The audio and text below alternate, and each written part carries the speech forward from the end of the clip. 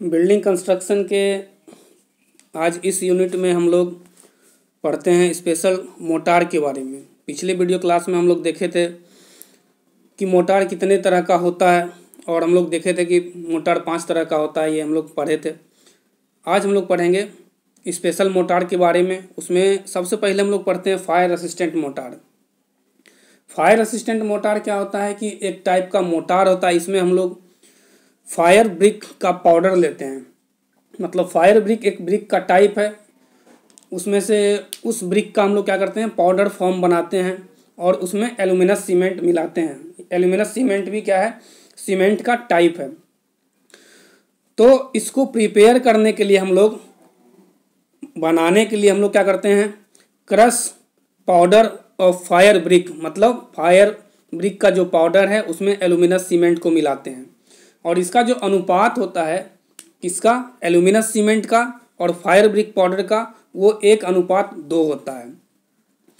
इसको हम लोग डिफाइंड किए हैं। This mortar is prepared by adding aluminous cement. इस मोटार को हम लोग बनाते हैं, ऐड करते हैं एल्यूमिनस सीमेंट को to finely crush powder of fire brick.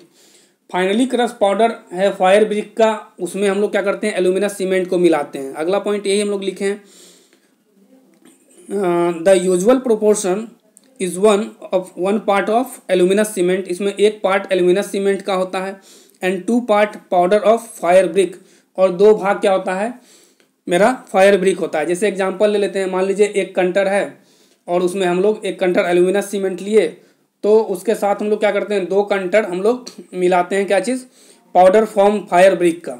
और इसको मिला के फिर उसमें हम लोग अपना वाटर मिलाएंगे और एक मोटार तैयार करेंगे। तो ये जो मोटार बना हम लोग का, ये बना मोटार, कौन सा मोटार, तो फायर रेसिस्टेंट मोटार बना। इसके बाद हम लोग इसका उपयोग कहाँ कहाँ करते हैं, फायर रेसिस्टेंट मोटार का उपयोग कहाँ कहाँ करेंगे, तो it is use with fire brick for lining furnace, fire places, oven. मतलब इसका उपयोग हम लोग फर्नेस में करते हैं। फर्नेस का मतलब होता है भट्टी, या ओवन का भी मतलब होता है भट्टी, ठीक है। या फायर प्लेसेस, जहाँ पे आग लगने की संभावना ज़्यादा होती है, उस जगह पे इस मोटार का उपयोग करते हैं, क्योंकि ये फायर रेसिस्टेंट है, आग को क्या करेगा, रोकेगा। इसलिए इसका उपयोग हम लोग कहाँ करते हैं, फर्नेस में करते हैं, ओवन में करते हैं, फायर प्लेसेस पे करते हैं, ठीक है। इसके बाद हम लोग पढ़ते हैं light weight motor. Light weight motor को हम लोग जो बनाते हैं, हम लोग क्या करते हैं कि लाइम मोटार या सीमेंट मोटार में, लाइम मोटार का मतलब आप लोग समझ रहे हैं कि उसमें लाइम होगा, सैंड होगा, वाटर होगा, तो इसको लाइम मोटार बोलेंगे। या सीमेंट मोटार कब बोलेंगे हम, सीमेंट अगर होगा किसके रूप में, बाइंडर के रूप में। मतलब अगर सीमेंट होगा, सैंड होगा और वाटर होगा तो इसको सीमेंट मोटार बोलते हैं। अगर इस सब में हम लोग क्या करें, ऐड कर दें साव डस्ट और या वुड पाउडर। आप लोग देखे होंगे जब लकड़ी फाड़ा जाता है आड़ा मशीन पे, तो बहुत सारा पाउडर फॉर्म लकड़ी का निकलता है। इसको हम लोग क्या करते हैं, मिक्स कर देते हैं किसमें, तो लाइम मोटार में या सीमेंट मोटार में। तो इस मोटार को हम लोग क्या बोलते हैं, लाइट वेट मोटार। यही यहाँ पे हम डिफाइंड भी किए हैं। दिस मोटार इज प्रिपेयर, इस मोटार को हम लोग बनाते हैं adding Sao dust.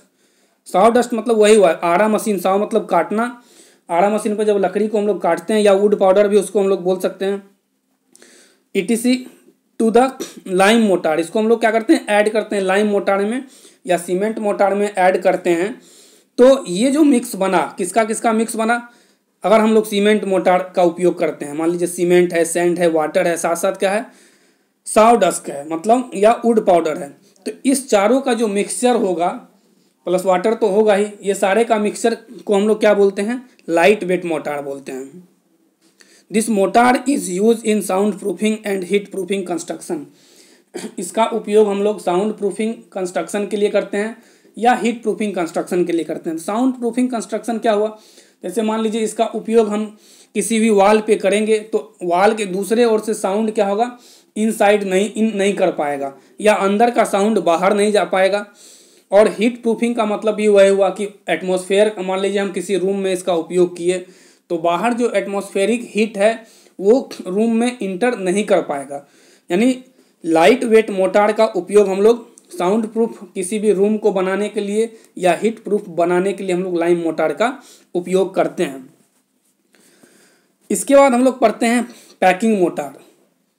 Packing motor क्या होता है? ये जनरली हम लोग जो बनाते हैं मोटार, ठीक है, जैसे हम लोग बनाते हैं सीमेंट मोटार बनाते हैं, ठीक है, या लाइम मोटार बनाते हैं। तो सीमेंट मोटार में कभी कभी क्या करते हैं हम लोग, लोम एक टाइप का मिट्टी होता है, एक टाइप का क्ले होता है, जिसका उपयोग हम लोग क्या करते हैं, मोटार में करते हैं।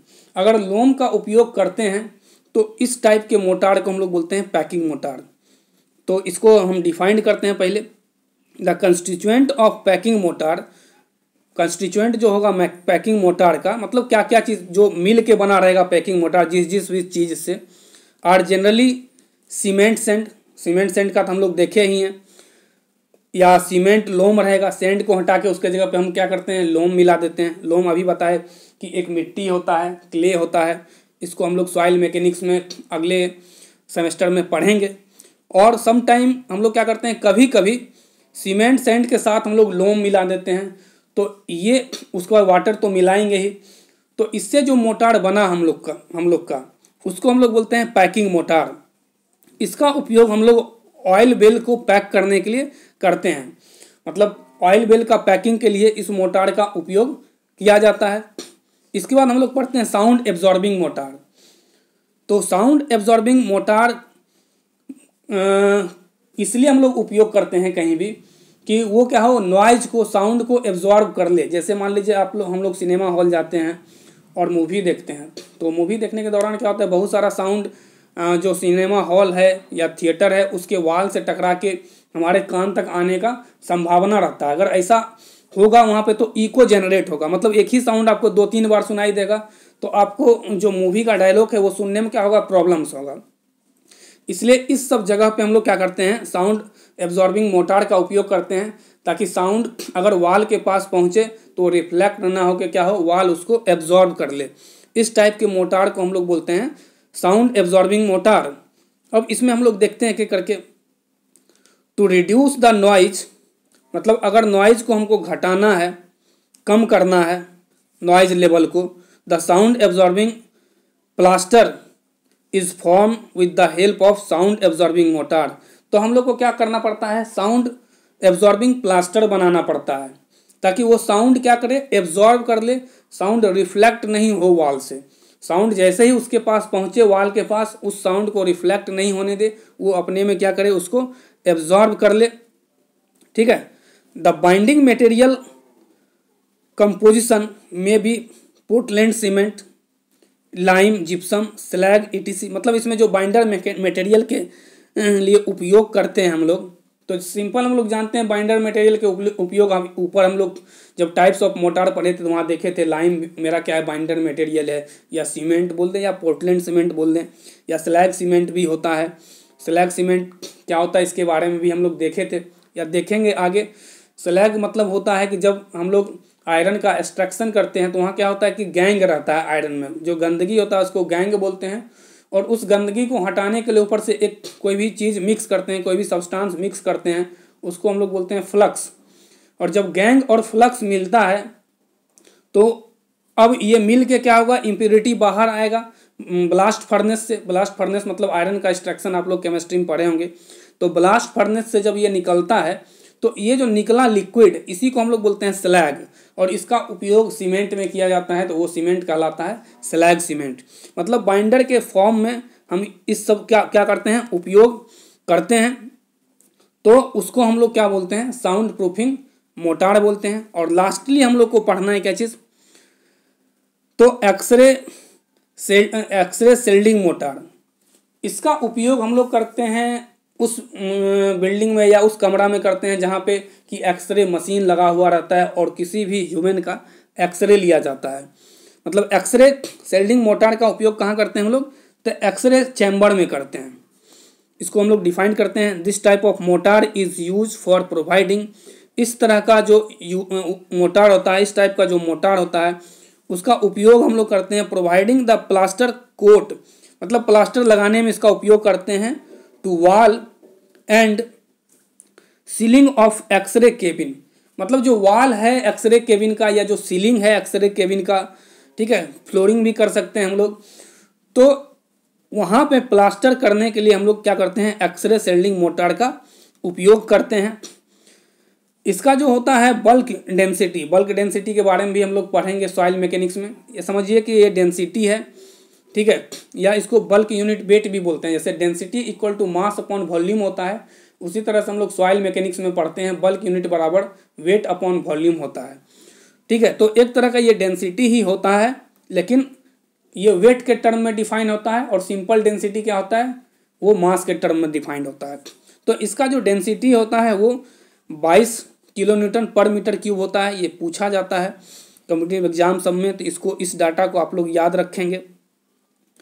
अब है प्रॉपर्टी ऑफ गुड मोटार, मतलब या प्रॉपर्टी ऑफ मोटार बोलें या प्रॉपर्टी ऑफ गुड मोटार बोलें, मतलब एक अच्छा मोटार का क्या प्रॉपर्टी हो सकता है। तो नीचे कुछ पॉइंट्स है जो कि बताता है कि मोटार, एक अच्छे मोटार होने के लिए उसमें क्या क्या प्रॉपर्टी होना चाहिए या ज़रूरत है। एक अच्छे मोटार को, मतलब एक मोटार को अच्छा बोलने के लिए नीचे कुछ पॉइंट्स है, उसका होना बहुत ही ज़रूरी है। तो सबसे पहला पॉइंट है it develop good adhesion. Adhesion मतलब चिपकना। मान लीजिए जिस भी चीज़ पे इसको अप्लाई करते हैं, मान लीजिए दो ब्रिक को अगर हम लोग जोड़ रहे हैं, तो ब्रिक डिफरेंट मटेरियल है और मोटार मेरा डिफरेंट मटेरियल है, यानी दो मटेरियल अलग अलग मॉलिक्यूल के बीच जो फोर्स ऑफ अट्रैक्शन होता है उसी को हम लोग एडहेसन बोलते हैं। तो इसमें जो होता है एक अच्छे मोटार में एडहेसिव कैरेक्टरिस्टिक यानी एडहेसिव प्रॉपर्टी अच्छा होना चाहिए, मतलब चिपकने वाला जो गुण होना चाहिए, यानी दो यूनिट को जो जोड़ने वाला गुण होना चाहिए वो बहुत ही अच्छा होना चाहिए विद द बिल्डिंग यूनिट। जैसे ब्रिक को अगर जोड़ रहे हैं हम लोग, स्टोन को जोड़ रहे हैं, तो ये अच्छे से जुड़ जाए।